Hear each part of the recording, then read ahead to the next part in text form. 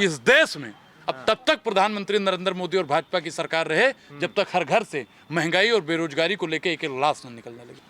100 smart city बनाएंगे, उस पर जवाब दें। महिलाओं को सुरक्षित करेंगे, उस पर जवाब दें। किसानों की आय को दुगना करेंगे, उस पर जवाब दें। वो आज भी हमारी राष्ट्रपति महामहिम को अछूत समझते हैं। प्रधानमंत्री नरेंद्र मोदी से तो बैठना चाहिए या फिर राष्ट्रपति को बैठना चाहिए, लेकिन मोदी जी बैठे हैं भाई, खीस काढ़ रहे हैं। लोग कंफ्यूज हैं कि इस देश का राष्ट्रपति कौन है। लोग कंफ्यूज हैं कि इस देश का शिक्षा मंत्री और स्वास्थ्य मंत्री कौन है। जो इस देश का प्रधानमंत्री है वो कभी रेल मंत्री बन जाता है। मैडम, आपको भी पता होगा, हरी झंडी दिखाने गए थे। 2022 के रमजान में शहाबुद्दीन साहब को मारा जाता है। दूसरे रमजान में अतीक अहमद को मारा जाता है। तीसरा रमजान जब आता है मुख्तार अंसारी का नंबर आ जाता है। अब चौथे रमजान में किसका नंबर है मैडम, आप बताइए। जो राम को ला सकता है नीरव मोदी, ललित मोदी, विजय माल्या, महिल चोकसी को भी ला सकता है। तो राम को ला सकता है, वो विपक्षी नेताओं पे ईडी भी बैठा सकता है। तब से यूट्यूबरों का भी टीआरपी को डाउन कर देने का अगर किसी ने काम किया है तो वर्तमान सरकार ने किया है। सोशल मीडिया पे काफी विरोध हो रहा है इस पूरी घटना का, जो ये राष्ट्रपति खड़ी रही हैं और जो दो आदमी बैठे रहे हैं कुर्सी पर। लेकिन जो देश की बड़की मीडिया है वो मीडिया कभी नहीं दिखाएगी। सोशल मीडिया को मैं बार बार बोलता हूं कि सोशल मीडिया ही सच्चा मीडिया है। और आज की मानसिकता, जो मनुस्मृति को मानने वाले लोग हैं, वो जब सत्ता आसीन हो जाते हैं तो वो शूद्र ब्राह्मण क्षत्रिय वो वाला करने लगेंगे, छुआछूत करने लगेंगे। वो आज भी हमारी राष्ट्रपति महामहिम को अछूत समझते हैं। तो क्या वो भी कहते हैं कि हम संविधान की शपथ लेके संवैधानिक पद पे हैं? वो थोड़े ना कहते कि हम। अच्छा, एक चीज बताइए, एक चीज आप बताइए कि जो कल आपने फोटो देखा होगा, आपका खून खोला था नहीं खोला था? बिल्कुल खोला था। आप बताइए, राष्ट्रपति जी के लिए आपने बोला कुछ? बिल्कुल, जो हमें आप बताइए कि जो हुआ है वो गलत है। बिल्कुल गलत है, उसमें डंके आप की चोट बताइए, पे कहना है। लाल कृष्ण आडवाणी जी का तबीयत खराब रहता है, बुजुर्ग हैं, ठीक है, वो बैठ गए, ठीक है।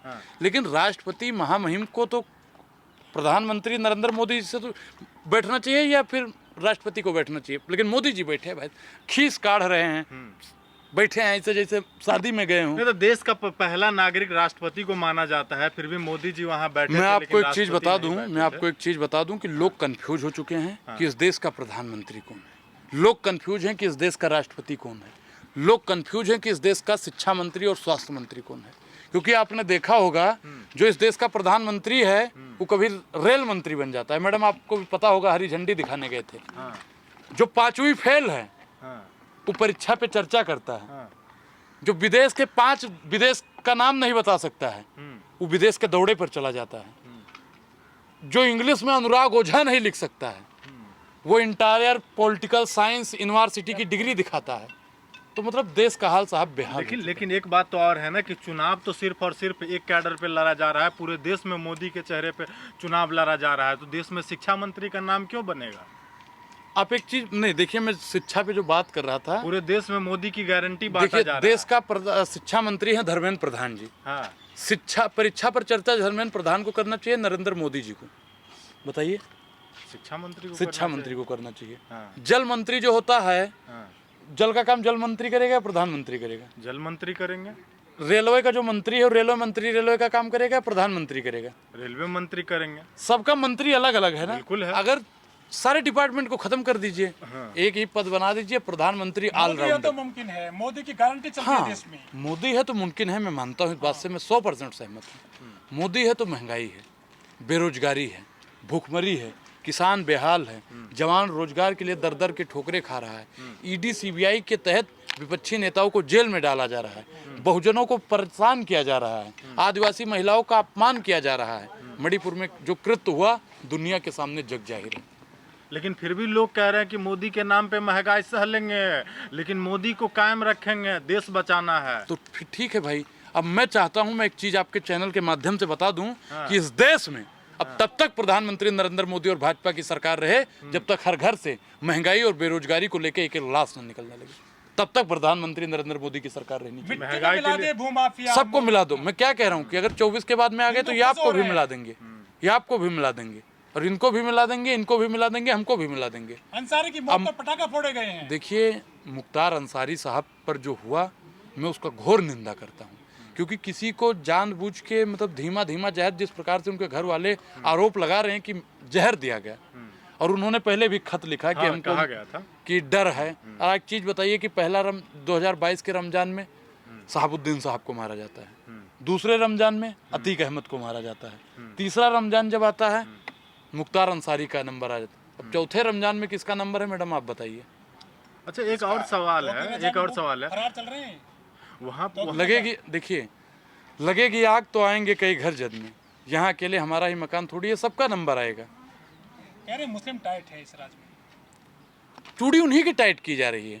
20% लोग होते हुए फिर भी अगर चरण चंबुकम कर रहे हैं और 70-75% SC ST OBC माइनॉरिटी के लोग होते हुए भी चरण चंबुकम कर रहे हैं तो मोदी ही तो आएगा भाई, मोदी तो आएगा ही। नहीं तो उनमें राजनीतिक जागरूकता थोड़े ना है, वो तो कहीं फैक्ट्रियों में काम कर रहे हैं, मजदूरी कर रहे हैं, चप्पल जूते सिलाई कर रहे हैं, राजनीतिक उनमें सोशल एडवेंचर थोड़ी ना है। तो शिक्षा पर 18% की GST लगी, जिसकी सबसे ज्यादा भागीदारी इस देश में है, वो लोग सड़क पर नहीं उतरे तो बिल्कुल उनको शिक्षा से वंचित कर दिया जाएगा। मंदिर जा रहे हैं रोजाना 2 लाख आदमी अयोध्या मंदिर। मैं एक चीज़ बता दूं, मंदिर जाने वाले में सबसे ज़्यादा कैटेगरी भी उन्हीं की है जिनको आज ये बता रहे हैं कि अशिक्षित है।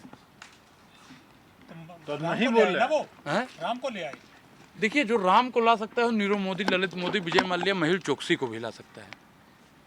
जो मोदी को जो राम को ला सकता है वो विपक्षी नेताओं पे ईडी भी बैठा सकता है, वो बैठा ही रहा है। चलिए कह रहे काशी मथुरा बाकी है। देखिए काशी बनाए, मथुरा बनाए, लेकिन इस देश में भाई साहब हॉस्पिटल भी बनना जरूरी है, शैक्षिक संस्थान भी बनना जरूरी है, 100 स्मार्ट सिटी का जो वादा किया गया था वो भी बनना जरूरी अच्छा है। हॉस्पिटल क्यों बनाना जरूरी है, थोड़ा हमें बताइए। तो राम मंदिर चले जाएंगे, जो राम के नाम लेंगे वो बीमार ही नहीं भी पड़ेंगे। कहते हैं कि राम देखिए, मंदिर जाइए बीमारी दूर हो जाएगी। फालतू की बात कर रहे हैं। उसने कहा था, गुल्लू ने, गुल्लू कहता है। गुल्लू कहता है। गुल्लू कौन है सब जानता है। तो पत्रकार है ना, वो भी बड़े मीडिया के पत्रकार हैं। आप गुल्लू को पत्रकार समझते हैं। उसने कहा था कि अगर मंदिर जाओगे हाँ, तो आपको हॉस्पिटल जाने की जरूरत नहीं पड़ेगी। हाँ, उसको कोरोना हुआ था, हाँ। हुआ था ना, गया था, कहाँ गया था, हॉस्पिटल गया था, मंदिर गया था, बताइए भैया आप लोग बताइए। अस्पताल गए थे। अभी राम भद्राचार्य जी महाराज तबीयत खराब हुई थी, मंदिर गए थे कि हॉस्पिटल गए थे? हॉस्पिटल गए थे। आपकी आंख फूट जाएगी तो आप मंदिर जाएंगे हॉस्पिटल जाएंगे? हम तो हॉस्पिटल जाएंगे भाई। अगर आपको बुखार आ जाएगा तो मंदिर जाओगे कि हॉस्पिटल जाएंगे? हॉस्पिटल जाओगे। और देश का जितना भी लोग है मंदिर नहीं जाएगा ना, हॉस्पिटल ही जाएगा अगर तबीयत खराब होगी तो भैया हॉस्पिटल भी जरूरी है। बाकी मंदिर मस्जिद इस देश का कोई मुद्दा नहीं है। मंदिर मस्जिद एक आस्था का विषय है। अजीब बात है। आप बिहार से आते हैं, वहाँ के नेता है नहीं, मैं गोंडा से आता हूँ।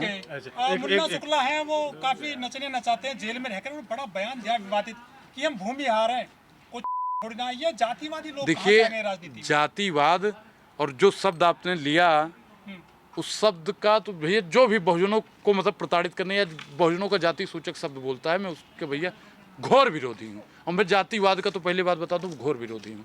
मैं इस देश का जो अगला PM बनेगा मल्लिकार्जुन खड़गे जी, उनसे मेरी हाथ जोड़कर अपील रहेगी महाराज कि इस देश से जाति प्रथा को खत्म कर दीजिए। खड़गे जी बनेंगे, रूबिका जी कह रही है प्रधानमंत्री बनेंगे फिर से तीसरी बार। अरे तो प्रधानमंत्री ही बनेंगे भाई, मैं प्रधानमंत्री की ही बात कर, मोदी बनेंगे, ऐसे ही बन जाएंगे। रूपका लियाकत एक वोट से बनाएंगी। तो डंके की चोट पे कह रहे हैं ना। करोड़ से बनवाई। देखिए रूबिका लियाकत जी की बात मत कीजिए, क्योंकि रूबिका लियाकत में पत्रकारिता को जो जमीर होता है वो उन्होंने बेच दिया है। पत्रकार हम है, रूबिका लियाकत नहीं है। बिल्कुल सोशल मीडिया वाला ही पत्रकार है। अरे हमें कोई मानता भी है पत्रकार। आपको माने ना माने वो बात अलग है। पत्रकार तो बड़े मीडिया में अच्छे से देखिए अच्छे से तैयार हो क्या है तब ना। मुंह पे क्रीम पाउडर लगा लेने से कोई पत्रकार नहीं होता है। हाँ। पत्रकार वो होता है जो सवाल पूछे कि 2 करोड़ रोजगार पे जवाब दीजिए। अगर मुझे रूबिका लियाकत जी सुन रही हैं और एक 5 मिनट का शो चला दें कि 2 करोड़ रोजगार पे अगर प्रधानमंत्री नरेंद्र मोदी जी की हिम्मत है तो जवाब दें। 100 स्मार्ट सिटी बनाएंगे उस पर जवाब दें। महिलाओं को सुरक्षित करेंगे उस पर जवाब दें। किसानों की आय को दुगना करेंगे उस पर जवाब दें। नमामि गंगे का स्टार्ट करेंगे। स्टाफ इंडिया, पता खेलेगा इंडिया, पढ़ेगा इंडिया, चलेगा इंडिया, नाचेगा इंडिया, कूदेगा इंडिया, तमामों प्रकार का इंडिया। जितना बात नरेंद्र मोदी जी ने किया था, एक भी काम अगर हुआ हो 5 किलो राशन को छोड़कर, रूबिका लेकर चला पाएंगी। अच्छा, एक सवाल का जवाब दीजिए, लास्ट सवाल रहेगा। अगर आप कहें कि नहीं लाली लिपस्टिक लगा के अगर पत्रकारिता नहीं हुआ होता। मैंने लाली लिपस्टिक का नाम नहीं लिया है, पहले आप अपना शब्द वापस अच्छा चलिए, मैं ये कह रहा हूँ तो ऐसा क्यों रहा जो मतलब आजकल इस देश के जो आदिवासी समाज के जो ट्राइबल समाज के लोग हैं आज तक टीवी मैन हिस्ट्री के मीडिया में नहीं दिखे हैं? ये कहीं ना कहीं ये मुद्दा हो सकता है। मैं क्या बता रहा हूँ कि राहुल गांधी जी बार बार भागीदारी का नाम ले रहे हैं। और जिसकी जितनी भागीदारी उसकी उतनी ही संस्थाओं में हिस्सेदारी होनी चाहिए। तो क्या राहुल गांधी आएंगे तो हिस्सेदारी देंगे? बिल्कुल, वो तो बार बार अपने मैनिफेस्टो में लिख रहे हैं कि हिस्सेदारी की बात कर रहे हैं, दलित पिछड़ा आदिवासी की बात कर रहे हैं, रोजगार की बात कर रहे हैं, महिलाओं को 1 लाख रुपया सालाना देने की बात कर रहे हैं, युवाओं को रोजगार देने की बात कर रहे हैं, महंगाई कम करने की बात कर रहे हैं, और पत्रकारों को कह रहे हैं कि मजबूत करेंगे। और जब से सोशल मीडिया का उन्होंने नाम ले लिया, यूट्यूबरों का तारीफ कर दिया, तब से यूट्यूबरों का भी टीआरपी को डाउन कर देने का अगर किसी ने काम किया है तो वर्तमान सरकार ने किया है। नेशनल दस्तक की आपसे गुजारिश है कि अगर इसको बचाना चाहते हैं तो नेशनल दस्तक को सब्सक्राइब करने के लिए रेड कलर के सब्सक्राइब बटन को दबाएं, फिर बेल आइकन की घंटी दबाएं। नेशनल दस्तक को बचाने के लिए बहुत जरूरी है कि हर खबर को शेयर करें, लाइक करें, कमेंट जरूर करें।